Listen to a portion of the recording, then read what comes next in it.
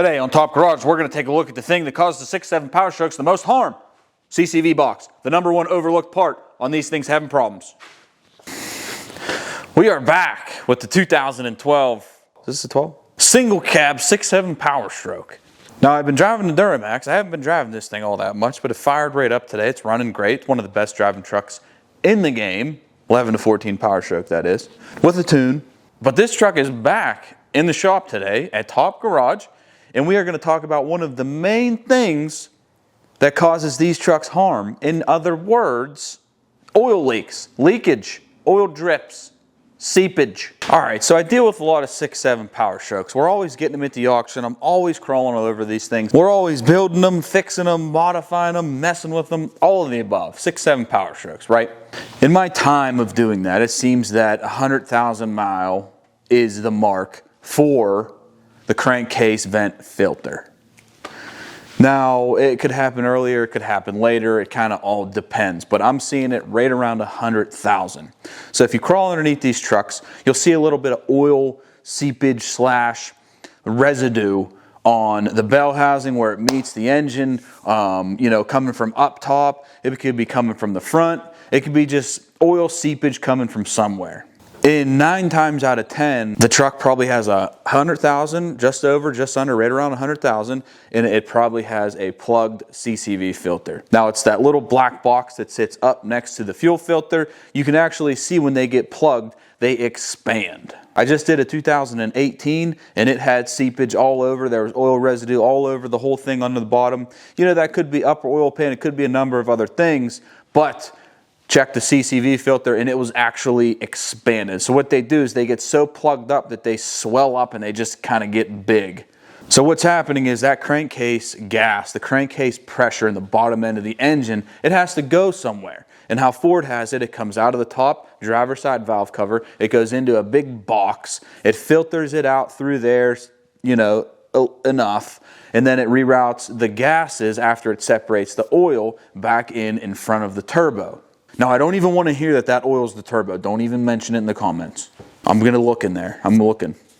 So over time, that oil separation deal in the box, it gets plugged and that gas can no longer escape the bottom end. So what do you have now? You have positive pressure in the bottom end. And positive pressure in the bottom end is no go. That is putting excess pressure on the seals. Front main seal, rear main seal, oil pan gaskets, any weak link, it's going to find and it's going to push out that gas because it has to go somewhere, thus creating that oil residue around upper oil pan gasket, lower oil pan gasket, rear main seal, front main seal, any seal. So this truck here, the 2012 F350, it has 105,000 miles on the clock, and it's time for the CCV Reroute.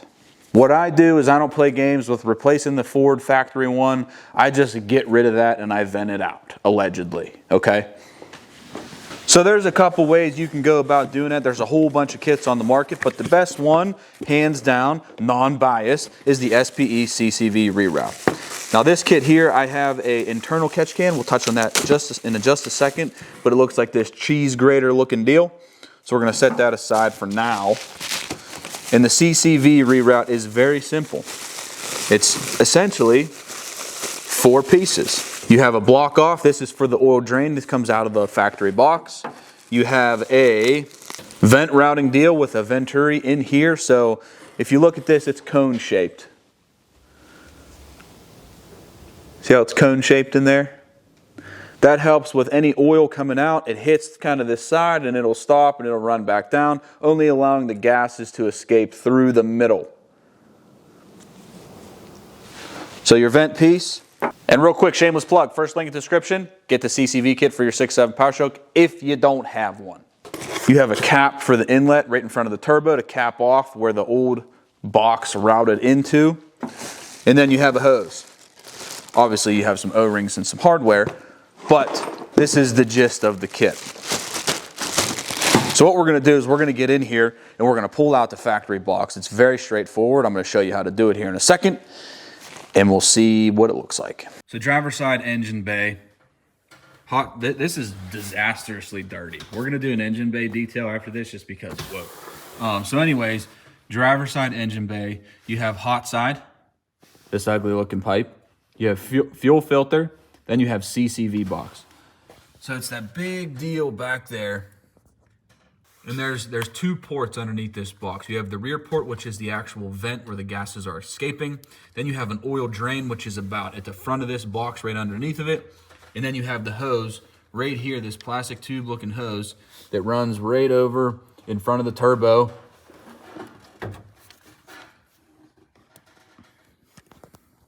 Okay, so very straightforward, not rocket science. Couple bolts, you got to get the fuel filter out of the way, but this is the thing that gets overlooked more times than not in the 6.7 Powerstroke world. That gets plugged, it puts added positive pressure in the bottom end, blows out your seals, and now you got a leaky 6.7.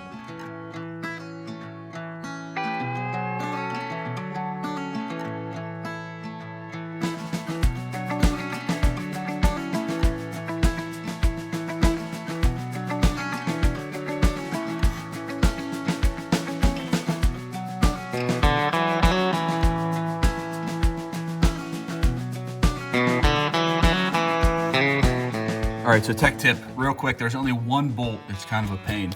So you have this fuel line here, it's a hard line. It comes through, and it bolts right where my finger is. Right there, you can see that hole. So you gotta pull that bolt out that secures the fuel line, and you kinda just gotta pry the fuel line up and out of the way just a little bit, because there's a bolt directly under where it goes from hard to soft line.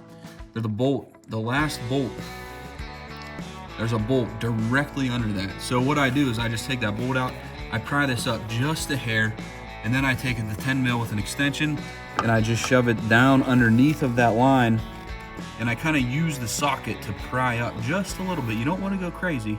You want to pry it up just enough to be able to get that socket onto that bolt, and then you can pull it out. But that would be the only one that's hard on this whole situation. Other than that, it's super easy. All right, so this one actually didn't fight me at all. So I normally give it the old college try first, and I try to get it off the right way. So this is just a lefty-loosey deal. You turn this plastic deal, you see these locking tabs in here? You turn this loosey, and it lets the locking tabs free. Turn it loose, pull it off, that'll come off the intake tube right in front of the turbo.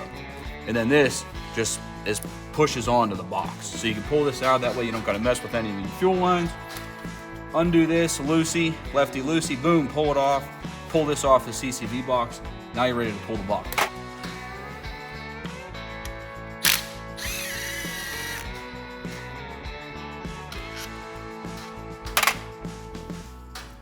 I left my power ratchet at the house.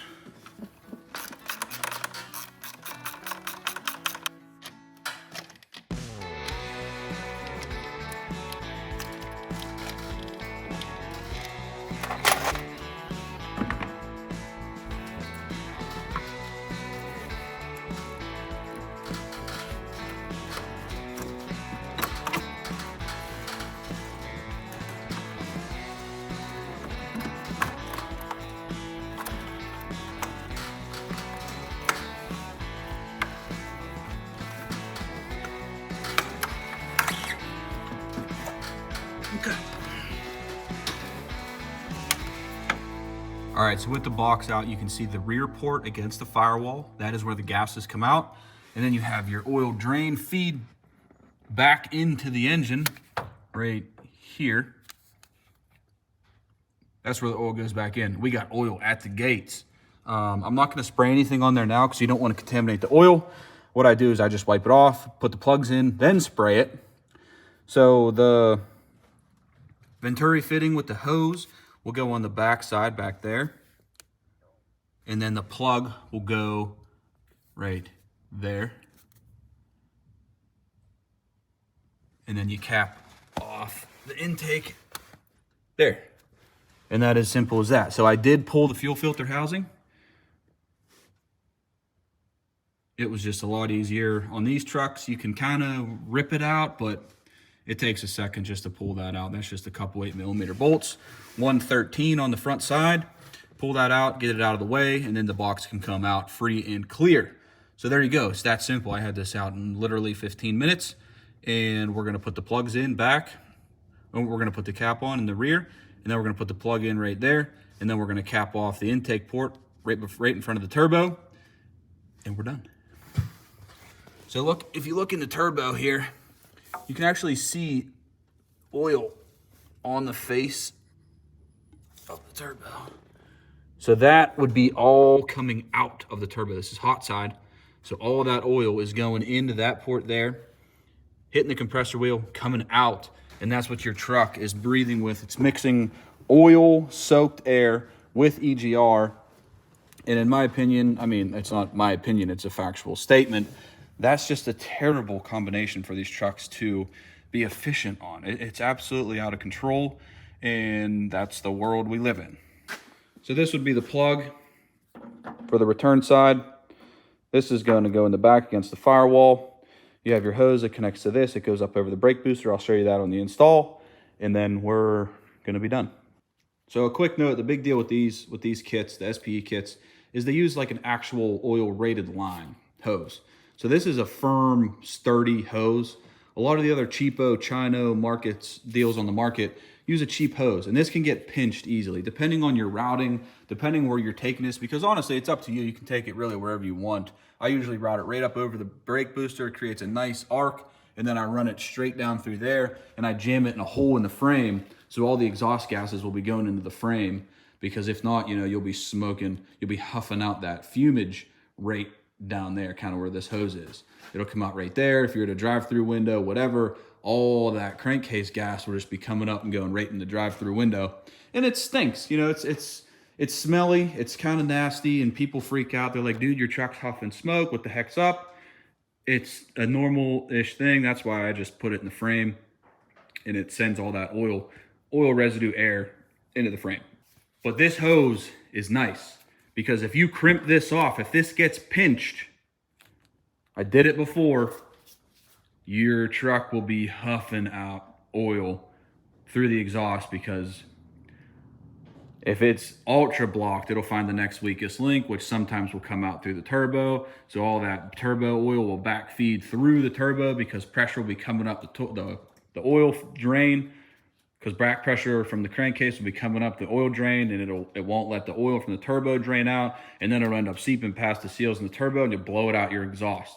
So you do not want to crimp this hose. You want a nice hose. All right, so here's what it looks like with the adapter and plug installed.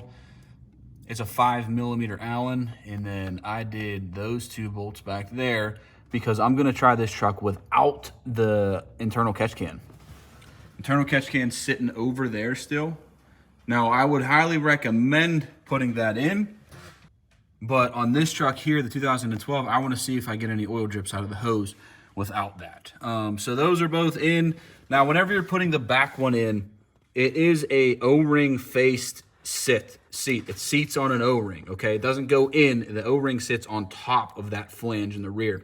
So whenever you're tightening those down, you got to do it even. You got to go backside, front side, and suck it down onto the face even. Because if you tighten down one side, you'll see it'll be cocked. And then if you tighten down this side, you'll have that outer rim of the O-ring pinched. What I always do is I just go down evenly. That way you get a nice flat seal on that O-ring. Not a huge deal, it's just how I do it. And then this just simply pushes right down into that hole, boom, and you have your bolt down underneath that hardline. Hardline mount is back in, and then I put the cap on the intake tube, and I put a zip tie on it. Totally not necessary. I just put a zip tie on it just because. You do not have to. You can just kind of shove that on and be done with it. So now we're ready for fuel filter housing mount to go back on, and then cold side, and then hose. So after I get everything connected is when I spray it down with carb cleaner to clean it. So the hose, I didn't take it up over the brake booster on this one. There was a perfect routing straight down through there that I took. As you can see it, straight down through that hole. And then it's gonna come up and sit right on that back nipple with a hose clamp. Maybe if the camera will focus. So before I clean this hot side, look at all that oil in there. There is so much oil in here, it's crazy. So this is all coming out of the turbo. So you can just imagine what the rest of the piping looks like, the intercooler, the whole deal with all of that oil.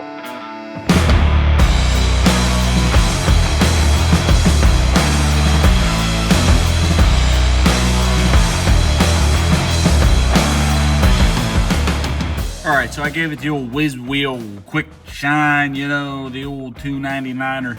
I don't know, it looks a lot better than what it did. All right, so final installation's done. We got that snap back on. The hot side goes on real easy. It just clips on with the quick connect ring on the compressor housing and then goes down. Very, very standard. The hose, this is how I'm going to leave it. It is on the back. Adapter deal comes up and over on this side of the brake booster, goes down, and then I wrap it on the inside of the frame rail, and I'll go underneath and show you real quick. But everything else is buttoned up. Fuel filter housing's back in. Everything's torqued. All the fuel lines are on. Moving down underneath of the truck.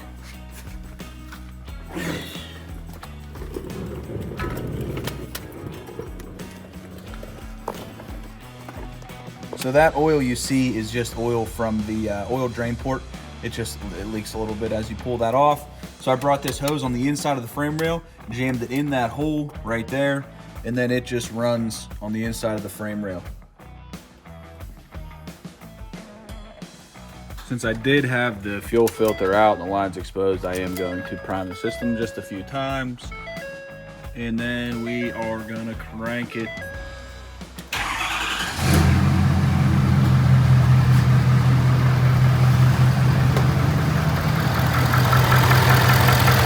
The only thing you really want to check for here is make sure oil's not spewing out of that port. You got a seal on that back one and no fuse springs. That's really all you had off. Very straightforward installation. Took me about, I don't know, we're right down here about an hour, touching around.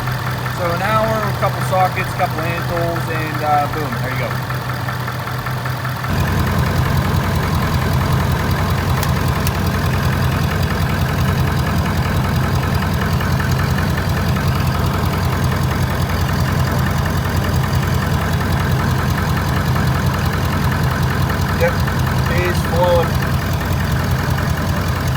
So I'm going to keep an eye on that to see if I get any oil out without the internal catch can. I just want to see where this truck is, and then I'll put that in later. But I'm going to run it for a couple miles with no internal catch can, and we're going to see what's going to go on, and then I'm going to put that in just for my own curiosity. But yeah, hose isn't kinked. We're flowing out of there.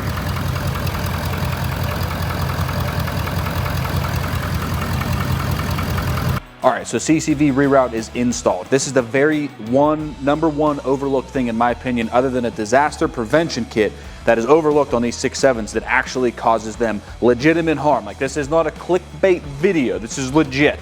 Here's the box. Very straightforward. 2 bolts in the rear, one on the bottom side, which would be up close to the battery, and then one on the top side, which would be towards the center valley of the engine. Pry this puppy out, it comes straight off.